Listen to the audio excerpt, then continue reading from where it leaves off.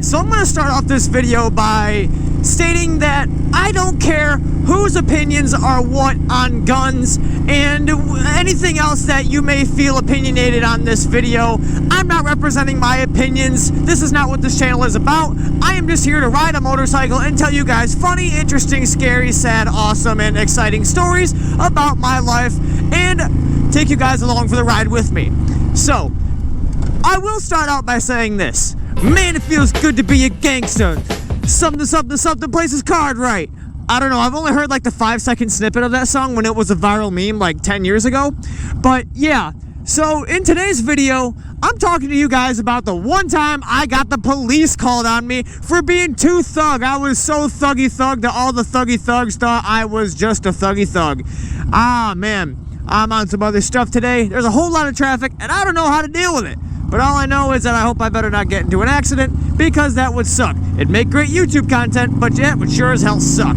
So, let's take you guys back only a few months ago. A few months ago, I was still working at the factory, getting paid the big bucks. Not saying that I don't do now, but getting more big bucks than I do now, and I decided, you know what, I'm gonna go make a manly decision, and I am going to go purchase a handgun. That's right, a handgun, the thing that's so debated within the men and women of the United States of America.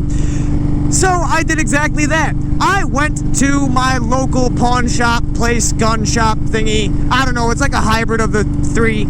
And I went and I got myself a handgun. One for personal concealed carry because, you know, it's like what the legendary President of the United States, Abraham Lincoln, said. Stay strapped or get clapped. Or was that George Washington? Yeah, definitely George Washington. Anyway, I didn't study science in my time, so I don't know anything about the president. When I went and bought my handgun, I bought myself a nice semi-automatic Smith & Wesson 9mm Shield 9, yeah, Shield 9. I was gonna say Shield M&P 9, but that's not the right name. But when I went and bought myself this handgun, it came with some ammunition, and it was practically new. It was a used gun, and Jesus Christ, is this road extremely bumpy. But anyway, I bought that gun, and it came with some ammunition, and I'm like, alright, sweet. Now, I have never really fired handguns or guns in my time, other than a few crossbows. Now, I wouldn't say I was no gunsmith or anything, but the guy there, he was really, really knowledgeable and gave me a lot of insight on cleaning the gun, what I should use for that gun specifically, because ironically, or for better or for worse, that guy had the same gun that I had. He used it for self-defense, home defense, so on and so forth, and I told him the reason. I'm like, hey, I want a concealed carry because, you know, a lot of things have been going on in the neighborhood, in my city, and, you know, it's just better to be safe than sorry, all jokes aside, not taking a chance when it comes to my things, my bike, my family, my girl, her kids, so on and so forth. So, I got the gun, and I'm going to set the stage for you a little bit. My parents' house has a very large backyard. Now, as you guys know, I have a drone. Now, in my backyard, in the backyard, is a whole lot of woods. A whole lot of woods. We live on, you know, a pretty secluded area. You know, it's nothing too crazy. We do have neighbors on both sides, not behind us, but they're a good ways away, so to speak. So I'm like, you know, I could just get some like logs, some dirt, some hay, whatever you want to use, a bullet trapper, and I could set up something and use that as a shooting range. I'm like, okay, so I ran it by the parents, and they're like, yeah, that's fine. Just make sure you're not, whatever direction you're shooting, you're not going to shoot into anyone's backyard, or, you know, whatever you're going to shoot into, it actually stops the bullet. I'm like, all right, yeah. So I took my drone and I flew it over the direction of the road where I was shooting, and lo and behold, it was nothing but woods. Nothing but woods and trees for about a good mile, 2, 3. I don't know. I didn't really count the distance, but all I know is that it was safe. It was good. We good, fam. We good. Don't worry. So even though I had all that distance, I was still gonna build or construct something that was going to stop the bullet nonetheless, because you never know, it might hit a tree, ricochet off something, and actually end up in somebody's backyard. So I don't want that happening. You know, I just wanted to play it safe. Now, the neighbors in the direction that I was firing, well, was going to fire in, we have been at war, well, not specifically me, but my parents and them have been at war for about 2 or 3 years now. And it's just over stupid petty crap. A bunch of stray cats get dropped off in our neighborhood because we live on a pretty secluded area. They're gonna wander, they're gonna end up at somebody's house. And our neighbors have a nice, pretty little garden in which those stray cats use as a litter box. And because those cats find the most seclusion in our house under our deck, the neighbors believe that we are the ones causing the cats to come around, go poo in their yard, and pee on their stuff, which, I mean, they poo in our yard and pee on our stuff too, until we got, you know, animal control involved, and that hasn't really happened since. But long story short, they have been not fans of ours, and even one time 2 years ago, it's even on film, but I'm not going to post it. The neighbor woman, it's an older guy who's actually used to be an outlaw biker, really funny. Was me and him were cool, we talk about bikes, and before that time, but now me and him don't talk, obviously, for that reason. And well, the reason that we're, I guess, beefing, so to speak. The neighbor lady decided while I was cleaning my motorcycle to come in my driveway and dump a giant pile of poo in my driveway, and then proceed to scream, cuss me out for no reason, even though I had no idea what the hell was even going on. So I just kind of sat there. I'm like, all right then, that happened, all right. And so once he actually stopped screaming incoherently and I could figure out what she was talking about, then it made sense. I'm like, look, you're not the only one that's happening to. Like, they just find shelter here. Like, we're not gonna frickin' just shoot them because they're in our yard. No, it's like we're a little more humane than that. But yeah, stupid beef. They don't like us because of these stray cats. Moving on with the story. Now, ever since then, they would try to call the police or the township on very petty things. Now, if I even so much as kicked a rock in my driveway anytime past 8 o'clock at night, you damn rest assured we'd be getting somebody screaming at us, or we'd be getting blue and red flashing lights in our driveway. Something stupid like that. So some time has passed since the last time we had a confrontation, and I'm like, okay, so I went and I got some logs from a buddy of mine I used to hang out with, and he was a farmer, you know what I mean, chopped down trees, lumberjack, human lumberjack. And so I'm like, okay, I loaded up my pickup truck with like 20-30 logs, and I made pretty much like 5 feet wide by about 5 feet long wall of logs. It was about, I don't know, 4 feet tall. Like, it was a lot. It was thick, let's just say that. It was stopping a bullet. So I go to my local firearm shop again, and I get some more ammo. I get some that are a little different from the one from like the box that it came with. It was a different grit. So I set everything up, I load up my clip, and I proceed to take aim, and I fire off a couple rounds. So the first shot that I take, I aim for the center log, and I make sure that the bullet is being stopped. And lo and behold, I was right. My measurements were correct. The bullet's being stopped within that very first log. So I decide to, okay, I'm just gonna do one full clip. Ammo's kind of expensive. I'm not gonna go hog wild with it, even though I'm having a lot of fun. I'm practicing my aim. I'm testing it all out. The gun's good, it's shooting straight, so on and so forth. It's ready to make somebody have a bad day if they want to try it. So, after about a clip and a half, I decide to call it good. And so, I go back into my parents' house, and I'm like, yeah, it was good, and, you know, no big deal. Everything went smoothly. And so, I went back into my yard, and I picked up the shell casings of the bullets, right? And I went in and I checked the logs again to make sure nothing fell out or nothing went through. And like 20 shots in, nope, everything was fine. All of the bullets were literally either inside of the log or poking out of it. And yeah, it was good. It was safe. So I had my bases covered on if they went through, if they were going to go anywhere, in which they weren't. I had them stopped.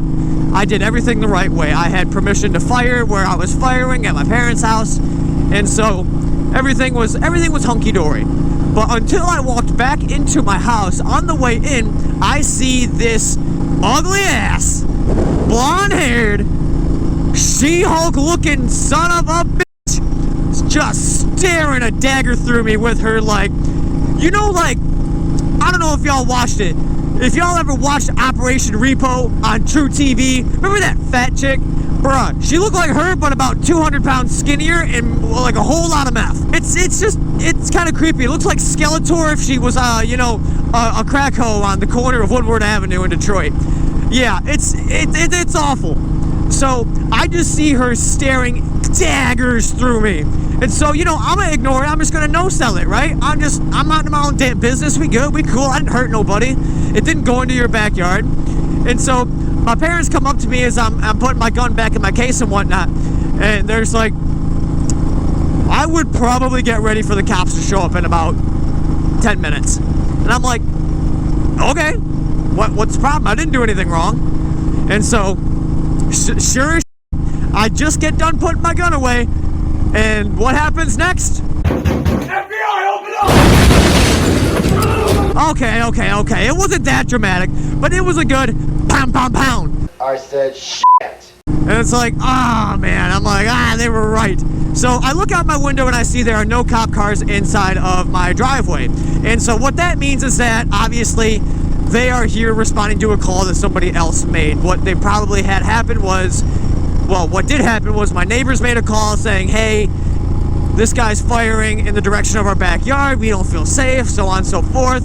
And, you know, it just was, it was stupid. It was really, really stupid. Because I wasn't hurting nobody. Everything's good. We have other neighbors that literally live across the street from the neighbors that called the cops on me, lighting off literal bombs, dude. I'm not playing when I say that. Literal bombs. Like, these would make people in the Taliban jealous bombs, brother. It's that type of BS. And, you know, it's like stuff that would shake literally houses within the neighborhood. Yeah, at ungodly hours of the night.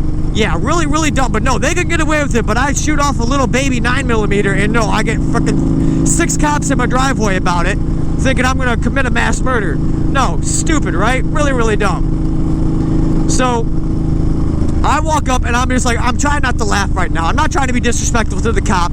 So I open the door and he's like, hey, you firing a gun? And I'm like, yes, officer, yes, I am. And he's like, all right, show me where you're shooting. And so, like, the guy wasn't being a smartass about it or anything, but he was just kind of annoyed that he was there because he knew why he was there.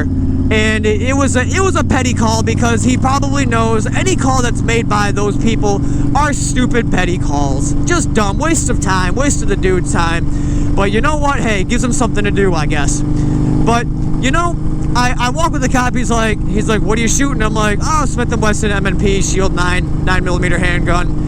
He's like, please tell me you're not shooting directly into somebody's backyard. I'm like, no, officer, I will be glad to show you where I'm shooting. Drone footage of where the direction I'm shooting, that is nothing but woods and stuff like that. I'll be glad to show you that. He's like, I don't need to do that, son. I'm like, okay. So, like, the guy was just, like I said, he wasn't annoyed at me, but he was just annoyed in general. He's like, do I really got to answer this call? One of those kind of things. One of those kind of days. So me and the cop walk over to the logs, and I'm like, officer, you can look in behind the logs. You can see that they're not going through. The back ones aren't penetrated. It stopped within the second or third log in. And he's like, all right, look, son, if you're gonna shoot your firearm, you're not doing anything wrong. You got him stopped. You're doing everything right. He's like, have you registered the firearm? I'm like, yes, I have. I have the proof inside if you'd like to see it. And he's like, no. He's like, just give me your name and number. I'll look it up. If there's some sort of problem, I'll give you a call. You're not in any kind of trouble. And I'm like, okay, yeah, no problem. So pick up the speed. I'm forming a line. I didn't know it. I'm so involved in my story. He's being cool with me. He's being respectful.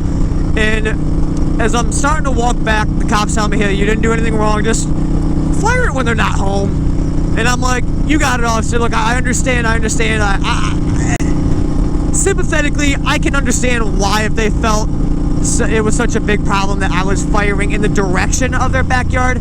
But the thing is that, just like us, their backyard ends here and then it's nothing but woods. So theoretically, well, actually, no, not theoretically.